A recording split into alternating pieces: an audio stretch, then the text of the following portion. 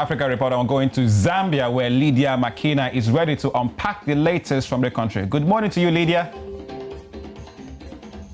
In today's news, the Electoral Commission of Zambia, ECZ, has discouraged all political parties from holding public rallies as official campaign kicks off today. And meanwhile, Parliament is expected to be dissolved, while presidential candidates are expected to start filling in their nomination papers. And speaking at a press briefing on the standard of operating that have been put in place for activity leading to the general election in view of the COVID-19 pandemic, ECZ Director of Operating, Lloyd Katongo, said the campaign period will run from today, the 12th of May 2021 to 11th of August 2021. Mr. Katongo said political parties are advised to use alternative means of campaign, such as media platform. The director of Electoral Commission of Zambia, Mr. Katongo, also said schools will be closed earlier than the 15th of August. This is because some selected schools will be used as a polling station. Back to the studio. All right, thank you, Lydia. Thank you for that information. Now, let us take you to Zimbabwe to find out what the latest is over there. Lala is on ground this morning. Good morning to you, Lala. A very good morning to you, too. Hashtags are what's happening in Zimbabwe this morning. Okay, so some of the hashtags are hashtag no to constitutional bill number 2, hashtag defend the constitution. This momentum has gained ground, and this has to do with the amendment bill number 2, which was signed into law on Friday last week by the President Emmerson Mnangagwa. Civil society organizations, human rights defenders, lawyers and lawyer associations such as Young Lawyers Association of Zimbabwe, have come together to actually fight and reverse this amendment. They claim that the amendments are unconstitutional.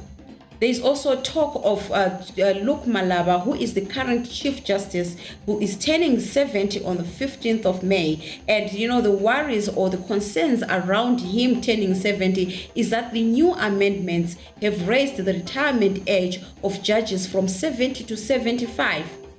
So others are saying that this was strategic of President Mnangagwa to make sure that Luke Malaba does not retire but stays on as the Chief Justice. Of course, some of the concerns are about citizens and participation. There's talk that the government used the pandemic, COVID-19, and its regulations to make sure that citizens don't participate. Citizens were not consulted during these amendments. I spoke to Vivid Gwede, who is the co-convener for an organization called Citizens Manifesto here in Harare, and this is what he had to say. Citizens under the Citizen Manifesto platform have already begun to mobilize for the rejection of the Constitutional Amendment Bill, not just Constitutional Amendment Bill number 2 that citizens are opposed to, but also the amendment number 1, which had the same effect of reducing citizens' oversight over the appointment of the members of the judiciary and as well as their functioning. You will remember that the first amendment, Constitutional Amendment Bill number 1 and Act number 1, has to do with varying the manner in which the Chief Justice, the Deputy Chief Justice, and the Judge President of the High Court appointed, and then now we have also had this amendment bill number 2 reducing citizen oversight in terms of the manner also of appointment of judges, but as well as the tenure of some of the senior judges, some of these judges of our courts in Zimbabwe.